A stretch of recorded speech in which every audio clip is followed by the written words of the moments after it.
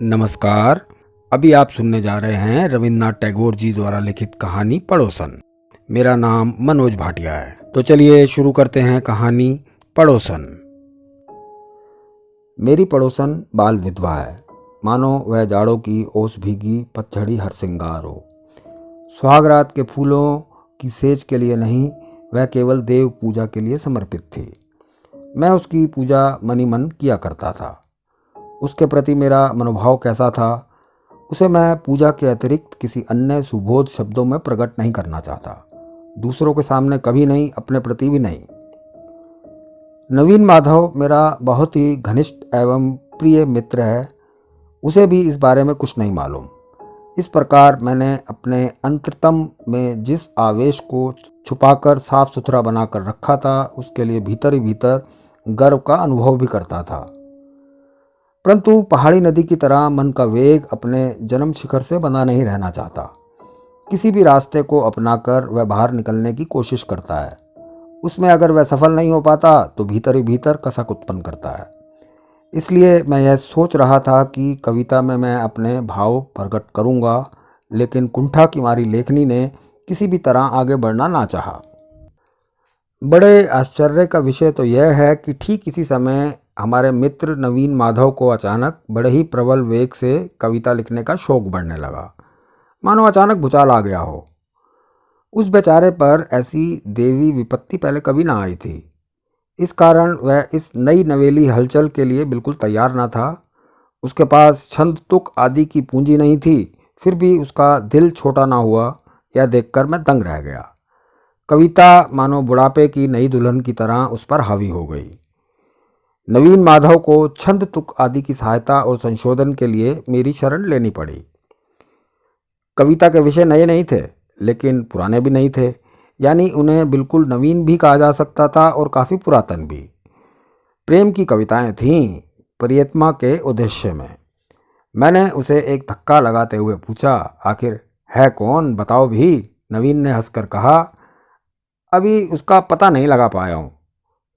नए लेखक को सहयोग देने में मुझे बड़ा संतोष मिला।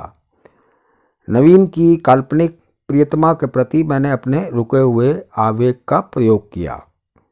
बिना बच्चे की मुर्गी जिस तरह बतख का अंडा पा जाने पर भी उसे छाती के नीचे रखकर सेने लगती है, मैं अभागा भी उसी तरह नवीन माधव के भावों को अपने हृदय का सारा ताप देकर सेने लगा। अनाड़ी की रचनाओं का मैं ऐसे जोश खरोश से संशोधन करने लगा कि वे करीब करीब 15 आने मेरी ही रचनाएं बन गई। नवीन आश्चर्य से कहता, ठीक यही बात तो मैं भी कहना चाहता था, पर कह नहीं पाता था। लेकिन तुम में यह सब भाव कहाँ से आ पाते हैं, कहाँ से आ जाते हैं ऐसे भाव? मैं भी कवि की तरह जवाब देता, कल्पना से, और कहाँ से।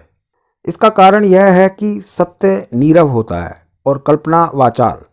सत्य घटनाएं भाव स्रोत को पत्थर के नीचे दबाए रखती हैं और कल्पना उसका मार्ग मुक्त करती हैं।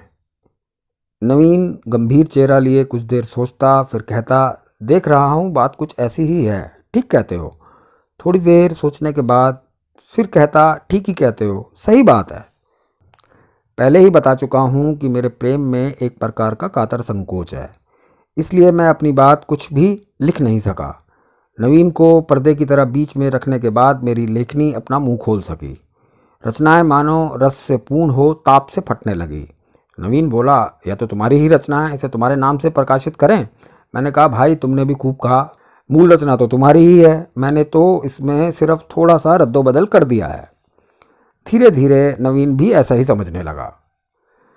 ज्योतिर्विद जिस प्रकार नक्षत्र के उदय की प्रतीक्षा में आकाश की ओर निहारा करता है, मैं भी उसी तरह कभी कभी अपने बगल के मकान की खिड़की की ओर देखा करता था। इस बात को अस्वीकार नहीं कर सकता। कभी कभी भक्त का वह बेचैनी से देखना सार्थक भी हो जाता। किंतु उस दिन सहसा मैंने यह क्या देखा, मेरे चंद्रलोक में क्या अब भी ज्वालामुखी जाग रहा है? वहाँ की सुनसान समाधि में डूबी पहाड़ी गुफा का सारा अग्निदाह क्या अभी पूरी तरह बुझा नहीं है? उस दिन बैशाख के तिपहर को पूर्वोत्तर दिशा में बादल घिर रहे थे। उस घिरी हुई आंधी के बादलों भरी चमक में मेरी पड़ोसन खिड़की के पास अकेली खड़ी थी। उस दिन उसकी शून्य डूबी घनी काली आंखों में मैंने दूर तक फैली हुई एक कसक देखी। तो है, मेरे उस चंद्रलोक में अब भी ताप है। अब भी वहाँ गर्म सांसों की हवा बहती है।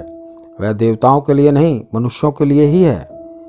उस दिन उस आंधी के प्रकाश में उसकी दोनों आंखों की तेज झटपटाहट उतावले पक्षी की तरह उड़ी चली जा रही थी, स्वर्ग की ओर नहीं, मानव हृदय के घोंसले की ओर।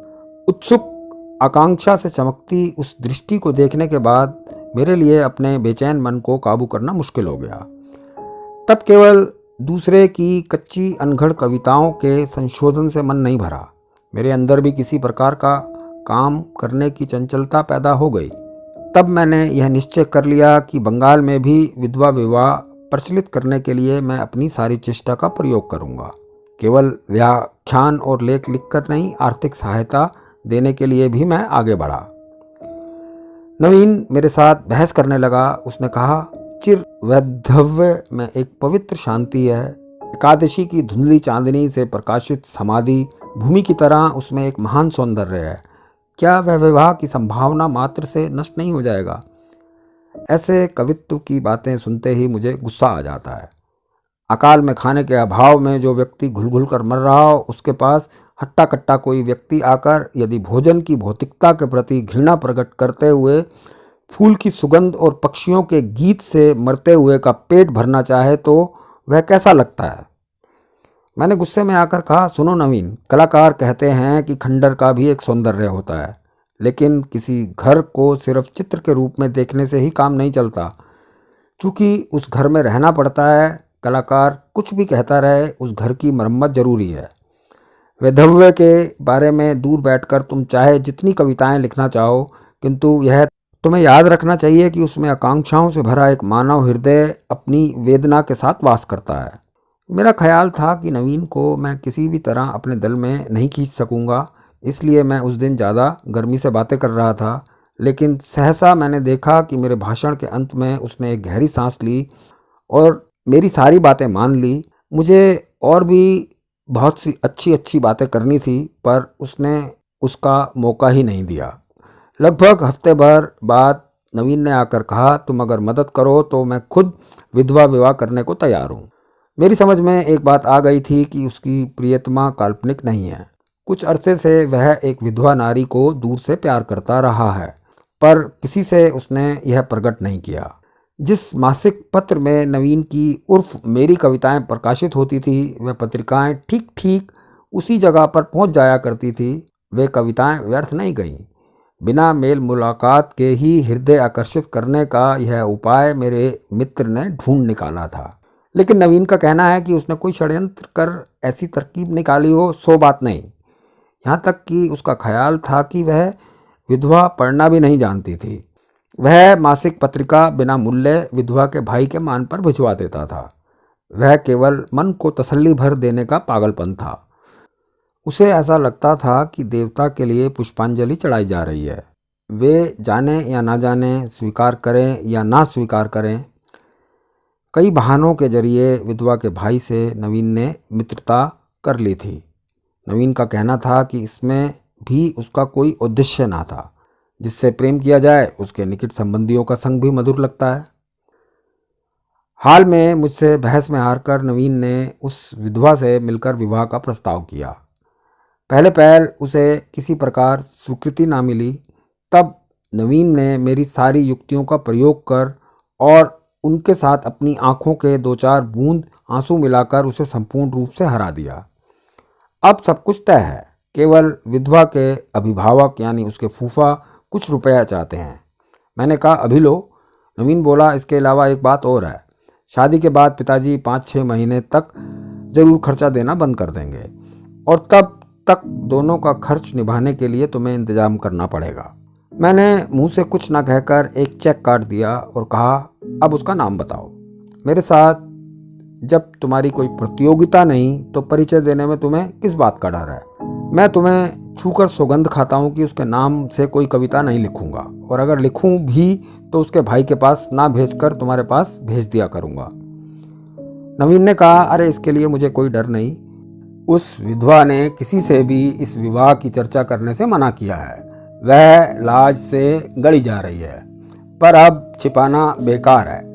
वह तुम्हारी ही पड़ोसन है, 19 नंबर में रहती है। अगर मेरा हृदय पिंड लोहे का बॉयलर होता तो उसी क्षण भक से फट जाता। मैंने पूछा, विधवा? विवाह से उसे कोई एतराज़ नहीं है? नवीन ने हंसकर कहा, फिलहाल तो कोई एतराज़ नहीं। मैंने पूछा, सिर्फ कविता पढ़कर ही वह मुग्ध हो गई? नवीन ने कहा, क्यों? मेरी वह कविताएं कुछ बुरी तो थी नहीं। मैंने मनी मन कहा, धिक्कार है। धिक्कार किसे? उन्हें या मुझे या विधाता को, लेकिन धिक्कार जरूर है। दोस्तों, हम उम्मीद करते हैं कहानी आपको पसंद आई होगी। कहानी को आप अपने दोस्तों के साथ, परिवार के अन्य सदस्यों के साथ शेयर कीजिए, लाइक कीजिए और हमारे चैनल को सब्सक्राइब कीजिए। और हाँ, मेरा नाम है मनोज भाटिया। आते रहिएगा। लाइफ झरोके पर कहानियों का सिलसिला यूं ही चलता रहेगा।